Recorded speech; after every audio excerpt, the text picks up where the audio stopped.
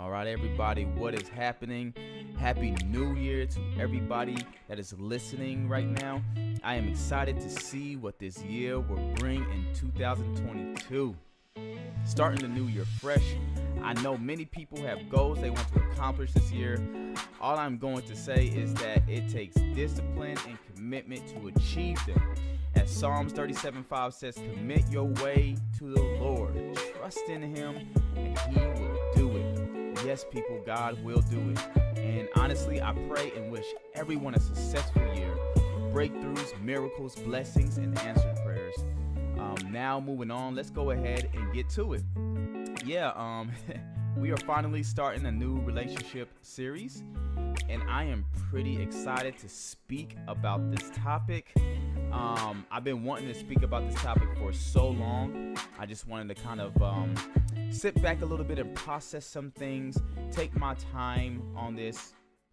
I mean, our culture has made relationships look so easy, and honestly has pulled us into a direction to desire what is fabricated and not what is godly. Now listen to me, people. What you see on Instagram and social media just in general, most of the time is not always what is going on behind doors. All right. I actually say this constantly to people. Everything that glitters ain't always gold. All right. I'm pretty sure you guys heard that before. We as human beings, we tend to solely focus more on earthly matters than matters on how we can actually further God's kingdom with the person that we're dating or the person that we want to be in a relationship with, right? And it's very fascinating to see successful people in our society and even in celebrity culture who cannot even keep a marriage within a year of time span, right? So listen, guys, do not fall into the trap or temptation seeking these same fabricated relationships, because honestly, they're not going to work out. They're going to fall apart, right? Everything that you see on social media is not always portrayed what's going on behind doors. All right. I personally want to be raw and truthful with all my listeners, and I hope that this message will definitely help you shape your perspective on relationships. I have been discipled about marriage by my mentors for many years now, and have helped a lot of people in their relationships this year as well. And so I'm just glad that I was able to help people in their relationships, and just was able to help them based off my past experiences, Let's get to the point, though. Being in a relationship is hard, and we all know that it takes work, right? It takes work. It takes communication to make sure that your partner is in a healthy place, right? That your foundation is healthy with this person. However, the way you communicate with your partner is very critical. Your relationship with God is far more important than your relationships are on earth, of course. And a healthy relationship with God will give you a healthy relationship with your partner. All right. Now, I'm going to say this. Although sometimes we can still have an amazing relationship with the Lord, but experience hardships in our relationships. Okay. And this is why we must prepare our hearts to be healthy, so we may have a healthy bond with our partner regardless of the trials we face, right? Whatever trials we face them together. But until you're married, and regardless of married or not, if you're in a relationship with somebody, you both are responsible in keeping your relationship with the Lord healthy. Okay. Whoever you are right now, you're going to bring into that marriage. Whoever you are right now, you're going to bring into that relationship. So it's best that you become the best person that you can right now, so that whatever you bring into the relationship, that's what you make out of a relationship, right? Honestly, one of the past experiences in my relationships, and I'm not going to really talk much about, my personal relationships, but I would tell a little bit about like some things maybe I've learned. Sometimes we feel like we are emotionally ready, right?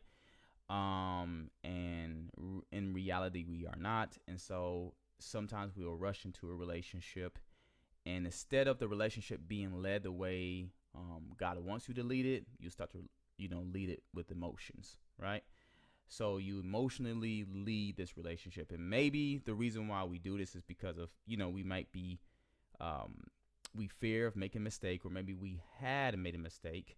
And then sometimes we get into a position where we fear that we're going to lose them since we've made this mistake, right? Then on from there, our thoughts spiral down, and then we make fearful decisions versus going to prayer and say, okay, God, how do you want me to lead this? How can I get back on track? Which is really important, why your partner should be there for you, reassuring you, helping you out in your decision making. Because sometimes, listen, guys, we're all learning. We are not perfect people in relationships, right? But we do take responsibility for our actions, and I think we need to do the best that we can to make the best decisions for our partner, right? But relationships can expose what you need to work on, right? After my breakups, which I would not personally, again, speak about, there were some things that I saw in a relationship that I honestly needed to work on. This past year I have spent working on those things. There's just a lot of things that I realized, like, oh, wow, I didn't see that. I really need to work on that, right? And hey, like I said, guys, we're forever growing. We're becoming better people. And I'm just so glad that I feel like I've really grown out of that state. So I feel more of a godly man, more of a mature person than I was before. Like I said, relationships expose what you need to work on, right? And I'm going to give you another point. It is okay to want a relationship but not be ready, okay? I'm going to caution you about something. Do not rush into one, all right? Especially if you are not ready, okay? If one person says, I'm not ready, and you said that, you know what, I'm not ready either, but you guys are trying to rush into a relationship, that might be a red flag that you guys are setting each other up for making some bad decisions, all right? So that's why communicating with your partner is very important. Guys, we make mistakes, all right? We when it comes to relationships, we desire to be in, it is hard to keep your emotions in check sometimes, all right? We all could be better at dating, all right? But I want to go ahead and say as well, relationships are about teamwork and not an individual work. I tell people this all the time. People who say, hey, Jonah, what should I do about this? What should I do about that? And I'm like, well, are you guys communicating? Because the reason why most relationships fail is the matter of selfishness. All right. And they just make it this one-sided thing, and we shouldn't make it one-sided. Okay. It is important to meet each other's needs and communicate those needs very, very clearly to your partner. All right. If your partner does not know your needs, listen, guys, I'm going to say it just like this. I see this happen a lot. If your partner does not know your needs, do not magically expect them to fulfill your needs. All right. If you don't communicate that, and they're not going to know how to fulfill those needs. All right. Now, I would say this. Jesus is the only one that can completely and fully fulfill what you need, right? He's our Jehovah Jireh. He's our provider. He's our daily bread.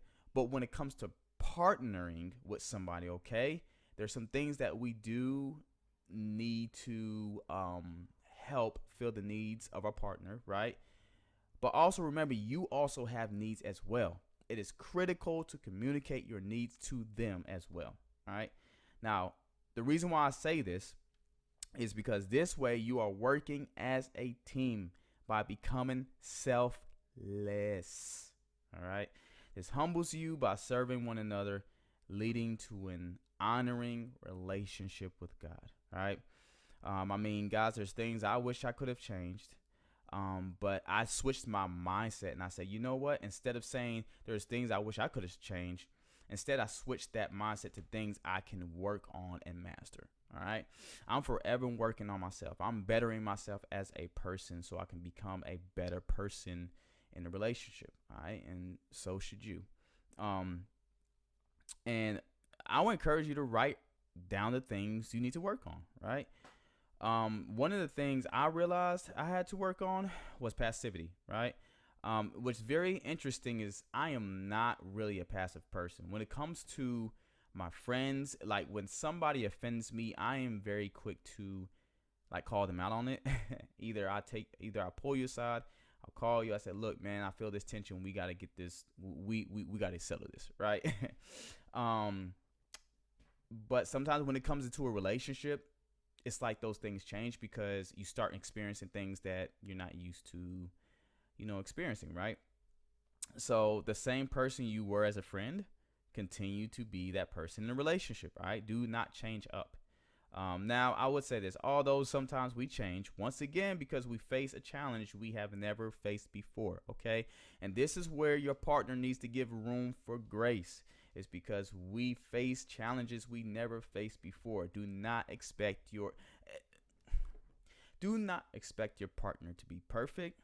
Do not give them these unrealistic expectations, especially, like I said before, if you have not communicated these standards to them, okay? Have some grace on yourself as well and work on that part of yourself, all right? Now, if there's some things where you guys it just becomes a pattern where things were said as a pattern, things were said as a pattern, things were said as a pattern, and all of a sudden, like, your partner's ungodly, they're not doing what they're supposed to be doing, that's a different story, all right? But what I'm saying is give some grace for yourself. We're going to make mistakes. Love each other, okay? And the scripture talks about loving others as yourself, okay? So love your partner like you love yourself, all right? And I'm going to say this, step up to the plate and challenge your partner, all right? This is the part of the passivity part, This is leadership, guys. Even if you disagree, love them endlessly, okay? Especially as a man who is called to lead, step up, man up and lead, all right? Don't be afraid of hurt, because if what you say will better them in a relationship, you are honoring God, all right? If you believe it is honoring God, even though it is hard to say it to that person, you're like, oh my gosh, I'm going to say X, Y, Z. I wonder what my partner's going to think of me. Do it.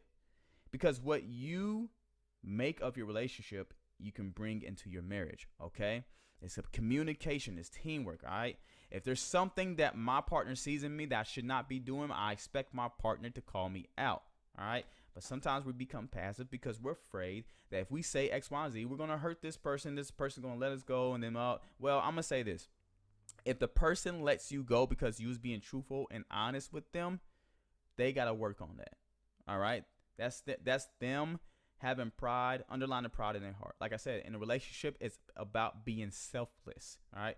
You will have disagreements, but as long as you guys can come together, love one another endlessly like Christ did, with us, I'm telling you, relationships are going to be a blessing. The last thing I want to say, and guys, this is just like an intro of things that I'm just kind of like flowing through right now. Listening to your partner is important. I'm gonna be honest, we all have issues with listening, all right? I do not care how great of a person people say you are. When it comes to listening to our partner, we all struggle in this area. Work on this, all right? This is something I'm going to say, this is probably one of the top things that we all have to work on, is listening to your partner. I have times of forgetting. It's good that you write things down so that way you remember what your partner said to you, right? If I have like a problem of forgetting, right, then whatever my partner says, like, okay, my partner said X, Y, Z, write that down in notes, write that on your phone. So that way you remember this person's boundaries, you understand where they're coming from, and it just really helps build a strong foundation, right? Sometimes it's not that we aren't listening, It's just we tend to forget and get distracted by our busy lives. We cloud our minds and we forget what our partner has told us. This is something we need to work on constantly, of course. You are not going to be perfect at this, but ask Jesus to help you become a better listener. That's all I'm saying. But I will say this, based off my past breakups, I have definitely taken the time to work on myself. Definitely taken the time to work on a lot of areas in my life. The times that I thought I was actually ready was times I was still needing healing. The times that I thought I was actually wanting to get into a relationship was the time I should at least pace it. I'm all learning about these things, okay? And like I said, have yourself some grace. Um, this is who we are. You know, we're human beings and we're all trying to better ourselves, right? So we can become better partners. So I just hope that this, intro message of relationships will definitely help your perspective on maybe you're currently in a relationship, maybe you're preparing for another one, maybe you just got out of one and you're single and you're just trying to work on yourself, or maybe, you know, you and your ex have broken up. Now you guys are reconsidering. This is the perfect time to work on yourself. God bless you guys. I'll see you in the next episode.